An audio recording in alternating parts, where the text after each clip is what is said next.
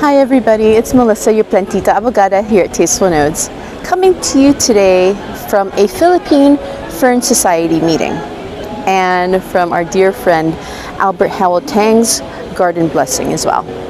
So yeah, a lot has happened since the last time we visited Albert, and if you look around you, so much has grown. So this video is not just going to serve as an example of what goes on in Plant Society meetings, but also what actually has happened with Albert's garden. So get your snacks, get comfortable, and get ready for an awesome update video.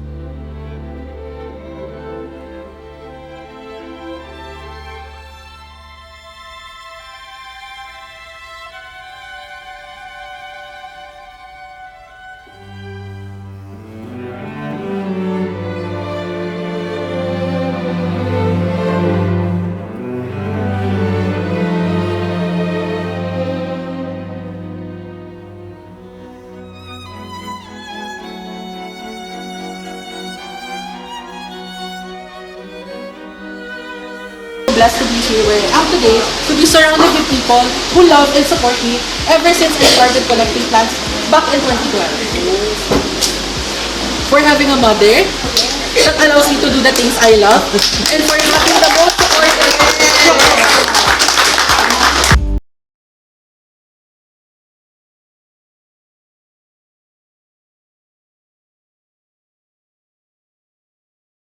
This moonlight yung ginawa niya here. So it's not just crawling on the ground or on the pillars, but all over the landscape that he's built. So you got the rocks, the huge rocks. What do they call it? What is that, the bato na buhay? Is that what that's called? Oh my goodness gracious. Look at how giant this is. Mine is the size of my hand. This has one leaf, which is the size of, oh, even bigger than my hand. Huge. Goodness. Okay, what else is new?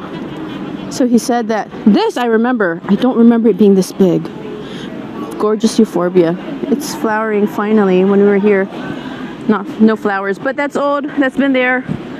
Oh, no, there was, this guy was over here, so this guy might be new also. An agave, perhaps? Lots of babies. And look at this, so pretty. What is the name of this tree? I know we got it last time. I'm gonna have to review my notes and check. Look at this. Pretty little flowers. Lots of pretties. This guy, holy cow, huge.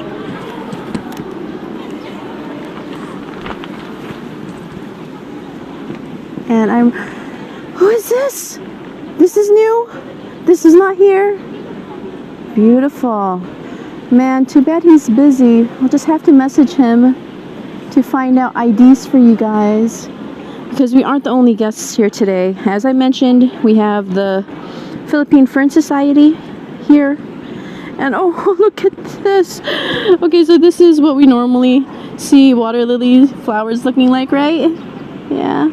Nice. It's not fully open. But look at these precious little flowers. They're hairy and cute. And there's so many of them. This one right here too. Lots of them. Pretty. Pretty, pretty. His pipers are looking really good over there. They've covered up the wall. That is beautiful. I think that's been there though. Holy cow, is that agaves have finally thrown out flowers as well. It is hot and we don't want wrinkles. So we're throwing on our shades. No squinting needed. Okay, so here we have the Montrose. Gosh, I can't remember the name of this plant. But yeah, so it's the Montrose. Instead of the cristata, which is actually on top of the cactus, this is the Montrose mutation. Versus if you look at this guy, you know, leaves are symmetrical. Yeah. And then this guy over here isn't symmetrical. So those were the two that were here last time as well. Oh, you are pretty. Gorgeous.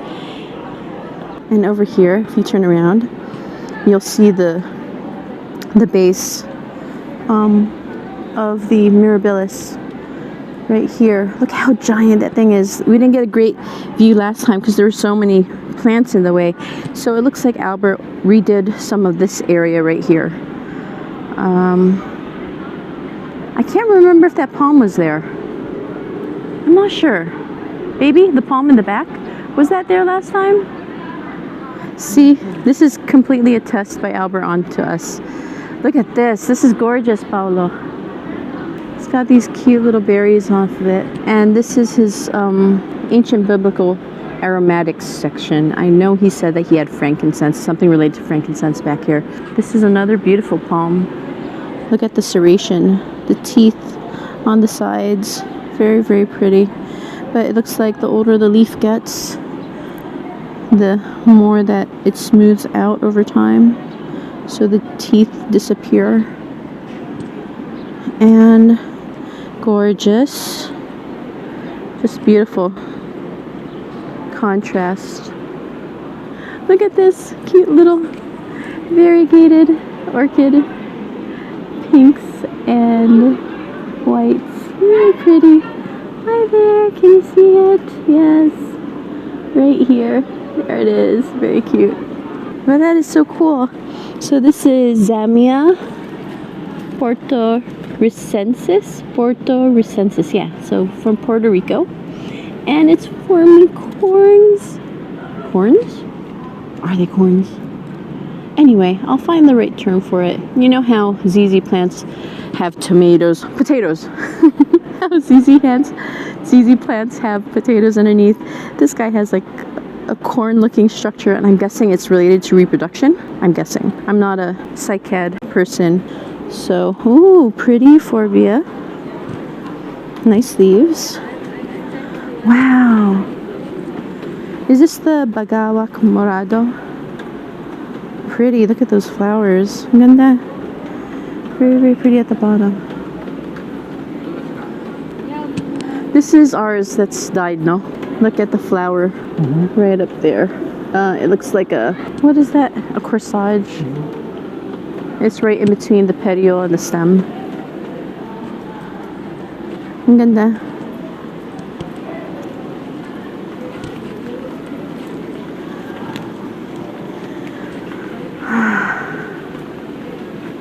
This is pretty. I don't recognize this guy unless it wasn't flowering when we were here. Ang ganda na ng berries, unless that's what the flower turns into, or vice versa. This guy's pretty. Look at the leaves. Is it velvet? It's soft. Not too soft, but it's not velvet exactly. Very nice. And here's the parasitica. And it looks like it grew a lot more. It has that new flesh right here. You could tell because the color is a little bit pinkish. I think that's the one, no? The Davawensis. The one that I loved last time. Really beautiful.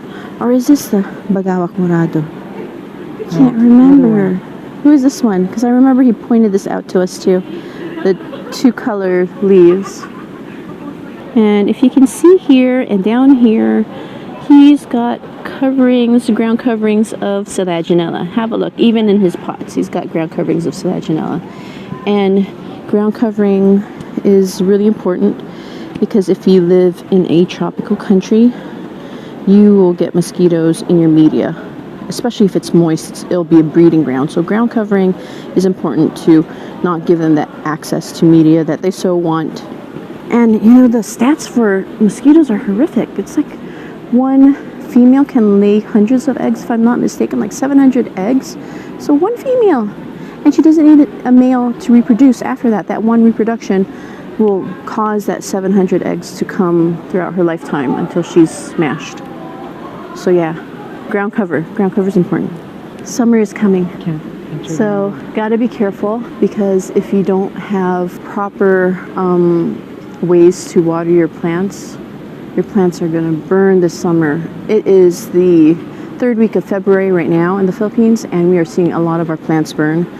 Normally around this time we're watering every other day or every 3 days. Not anymore. Our plants, I'll post a picture of one of our trees, but our plants are burning already. So the heat is now intense, and it is time to get your sprinklers in. And if you can, as you can see up here, get double shade nets. Because if you look here on top of his setup, you'll see that one part over here is light colored. That has a shade net right there. But the double shade net provides that extra layer of protection for plants that can't really survive a lot of sunlight. Our sunlight's getting really bad. A lot of plants are burning, as is this Brazilian tree fern. You could see a lot of its leaves turning yellow. It wasn't last time we were here. It was just really healthy and lush. But if you look at the ends, a lot of them are turning yellow. But that one's directly exposed to sunlight, so that explains a lot. And since we won't be able to go through that side, he's created, if you turn around, he's created that wall that he wanted to, that he was telling us in the last video. He wanted to create a wall to kind of buffer the cement or the heat that would be bouncing off the cement. So he created a wall of trees to provide a microclimate for the plants here in the middle of his garden, is what he did.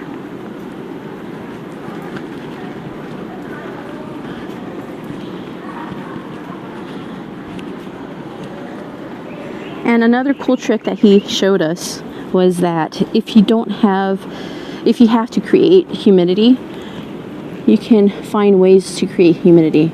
In here he's got some aquatic plants in some water in some pots. And of course with heat, you know, it'll create steam, you know, humidity coming from all that stuff as it evaporates. Again, because this is prime mosquito breeding time, what Albert says he does is he has fish inside the pots of water that he has. I see another pot of aquatic plants over there, big gawa. So that's a wok, right? Is what we agreed on. So this big huge gawa has water in it, and he says that he puts fish at the bottom of his water containers around his garden to also create humidity throughout the day. And this plant finally has an ID, and I can't remember off the top of my head, but it's got these gorgeous blue leaves with this pink center. And I'll go ahead and put the name at the bottom of the screen because we finally have a name for this guy in case any of you are looking for it. And let's have a look, see?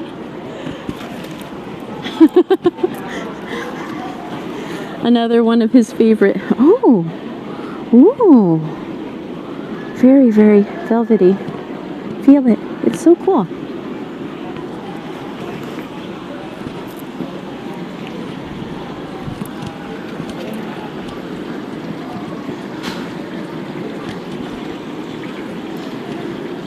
So, we're in the garden taking advantage of the fact that the party's still inside. People are still eating. You know, getting our walk in before everyone else comes out. But look at how massive these palms are right now. Just huge. And I don't remember them being this big last time we were here. I do not. And that was just a few months ago. So we're gonna have to ask Albert, probably through messaging, how he manages to get his plants huge in such a short amount of time. Cute. Here is the Amazonica farm. He had another aquatic plant here. I think it was a Typhonus. Can't remember the name off the top of my head, but we have one, and I'll look it up. But he had one in here. It looks like it's been removed and likely put somewhere else. He has, in an effort to stop mosquitoes from going in, he has running water right there on one side, and again over here on the other side underneath this gosh, what is this? Is this a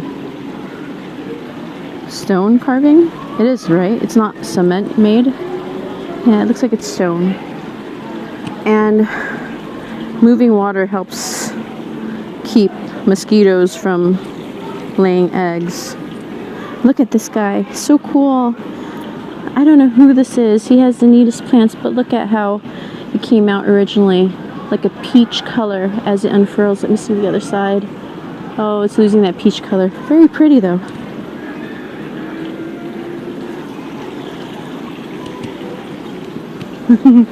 And his massive vores.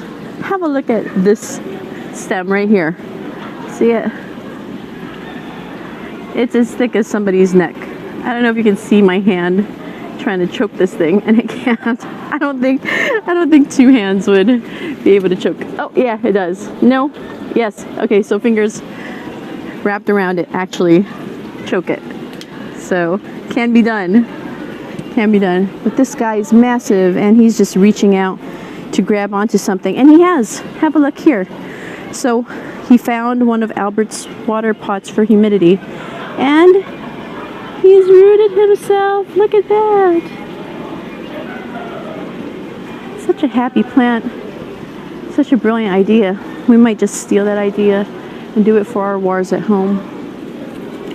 Oh my gosh. Oh my gosh. This wasn't this big. Remember this plant last time? It makes these beautiful circle leaves. Gorgeous. And they're so gigantic. Guys, this is the kind of leaf that, you know, you take when you don't have an umbrella and you want to go walk around looking all tropical. This is one of those guys. And it's gorgeous. Look at the stems. Just such a fantastic plant. One that I need for my garden. Absolutely. What else do we have? Yeah, so he's still finding plants to block out the heat from the cement walls.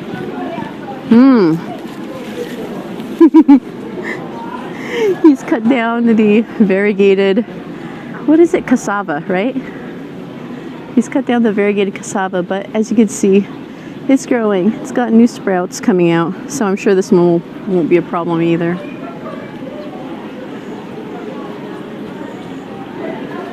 And some more cassava.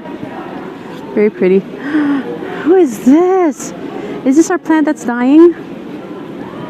What do you, is it? No, I don't think so. Okay. This is very pretty, and it's very fuzzy underneath. Very nice. So soft. The top part feels like sandpaper.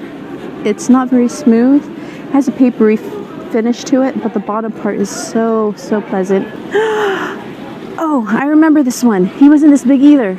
So this guy is rattan, and he warned us not to touch the stem or the leaves because everything has spikes on it. And this guy's massive. This one leaf is longer than my arm now. He's huge. And yeah, there's the stem. Check those spikes out. But still a gorgeous plant. Holy cow. Very, very nice. Very nice, Albert. Very, very nice. Okay, and this area. Wow, a lot's been done here too. We've got some variegated kamote still. We have a tree escaping. He's all the way on top now. He's escaped his cell. Who is this? I know it's right next to the rattan, but the rattan took my attention first. Look at all these roots coming out all over the place. I have no idea who this is. Pretty neat. I'll have to send him a message asking who that is. Browniopsis is right there. Or is that the Philippine type of Browniopsis? You see it? Because it's not red. It looks like that Philippine one. So it's cleared up a lot. Again, removing a lot of space for mosquitoes.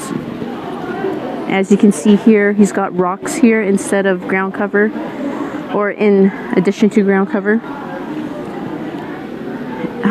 Feels so nice in here. Truly is. Oh, hi. You've grown out of your pot. Beautiful ferns. Giant syndapsis.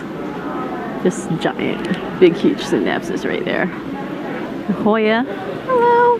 This is the one that we have at our sink. I can't remember the name because I'm not good with names anymore. My memory's shot.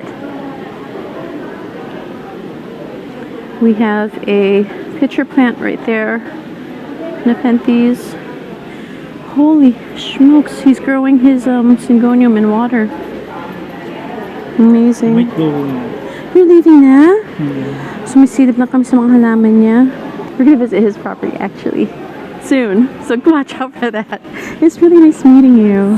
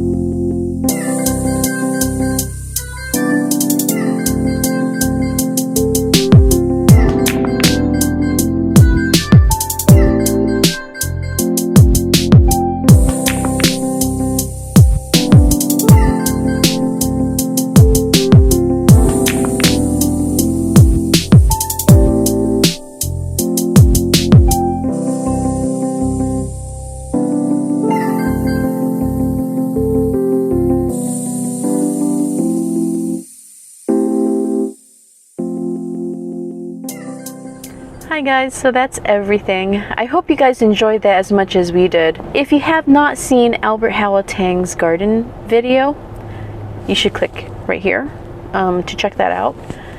If you have, then I'm sure that you were just as thrilled to see the updates to his video. I mean, all those plants got huge, and I don't know how he did it. Thank you so much, Albert, for inviting me and Paolo to your garden blessing. I mean, the begonia lecture was definitely a highlight for today. I was clearly not the only person who enjoyed herself with all this information and with the demonstration, because I did see a lot of Fern Society members actually ask questions about begonias as well.